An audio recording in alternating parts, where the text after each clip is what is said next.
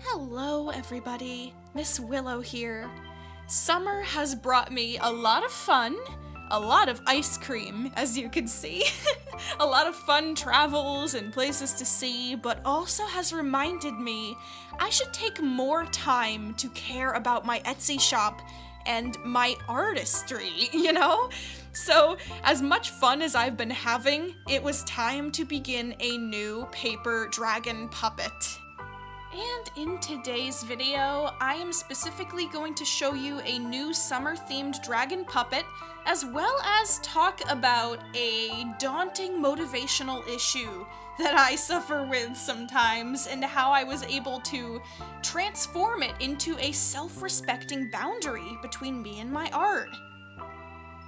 So as you can see, the first dragon puppet that I wanted to work on in a long time is this yellow, diamondy rainbow dragon with the cloudy, puffy look to the ears. I wanted this to look like kind of a wind variety dragon. It would be up in the sky, in the clouds, enjoying the summer, just like I am trying to. I'm not a huge summer person. I've never really been a summer enjoyer, and I rather enjoy winter very much and colder seasons. I'm a winter spirit, but I think it is time to start embracing the different seasons that we're not as fond of and try to find different practices to celebrate them in all of nature's beautiful seasons and glory in each. All of the nature is very different, and especially where I am, I get a good mix, a blend of all 4 seasons with all of the perks and all of the downfalls of each of them. So with this dragon, I want to represent all the different colors, and the golden yellow to represent the sun and all the colors of the beautiful flowers blooming in this time of year. I find something very special and very satisfying about getting really up close to your art and just noticing where you end up making brush strokes and designing a picture, whether it be a physical dragon puppet or just a still life drawing that you want to add a little flair to. Something that I really take a lot of pride in now is the art of not having it be perfect, the imperfection. So I have just loved not having a goal in mind when I start making a project in art and just letting it go from one feature to the next and letting the story unfold as I get inspired and as I get ideas. That way I don't get burnt out and I can just see where the design is meant to go in a very structured manner. I've been having fun. One of the ways in which this dragon puppet had evolved in a very positive direction that I didn't anticipate was the use of very thick, dark lines, just sort of outlining the patterns and designs that I have just patterned across the entire creature. I wanted to randomly place thick lines where it seemed fit and not really worry about the rest. Not always thick lines just on the outside, not always just on the inside, but just where it seemed like there should be a deep dip in the design. And I even showed this to my partner and I was like, what do you think of the dark lines? I think this is a pretty good idea. And he even really liked it. It made it stand out very bold. And against the light colors that I chose for the summery theme of the dragon, such as the yellows and pastels, I think the dark line really brings it out and gives it some extreme, intense emotion. Now, to talk about the motivation breakthrough that may work for some of you and may not, but it's a very interesting subject to me.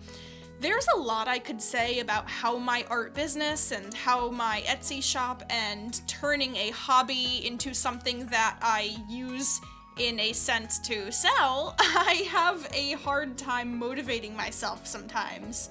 Sometimes I'm extremely passionate about drawing and I really, really burn myself out easily by becoming just so excited to create that once I set myself up for just the whole idea of spending a lot of time finishing a project, the next day will arise and I won't be in the same mood. And sometimes I question myself. Have I been too harsh? Have I been too harsh on myself and my own expectations?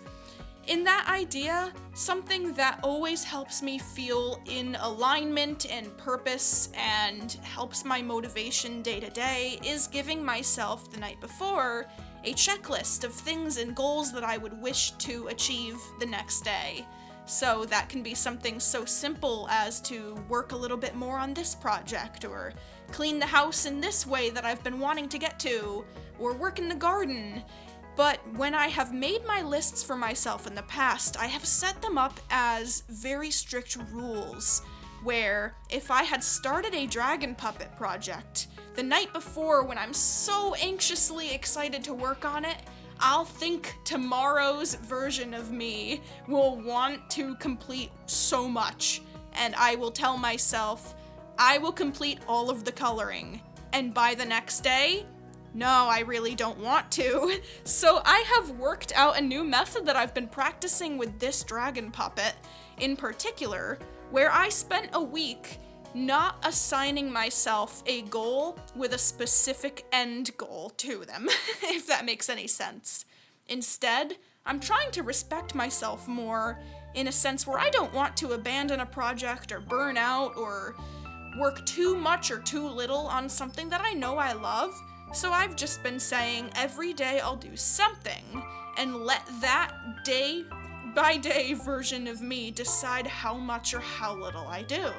In that sense, if I run out of time and I've found that it got late and I don't want to work on the dragon puppet, I'll do like 10 seconds of a couple brush strokes, and I found the most interesting, compelling thing is the next day I was extremely motivated to work on way more than I thought I would have.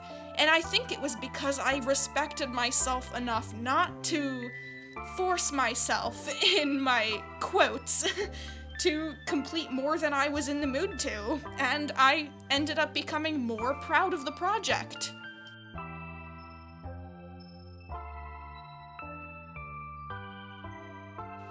I will keep practicing this idea of not letting a project go too long without working on something, but respecting the day-to-day changes between what I may want to work on at any given moment versus the last, but not letting go of a project. And in result, I was way more proud of the dragon puppet that I made here at the end, and I put more time and love into it than I would have. So maybe this will help some of you as well. I'm not sure. Everyone has a different approach to overcoming personal problems with, or just challenges rather, with their work and their artwork and all of their hobbies. So I want to know, is there any tips and strategies that specifically help you that you want to share? Let me know, and thank you so much for watching this video. I'm excited to keep trying out this new idea and seeing how much better I feel creating artwork and how much more of a healthier workflow I can create for myself by being better to myself and respecting my boundaries while still allowing myself to create a list that helps keep me motivated and in check. So, in any case, have a wonderful day, guys, and I will see you next time. Happy drawing!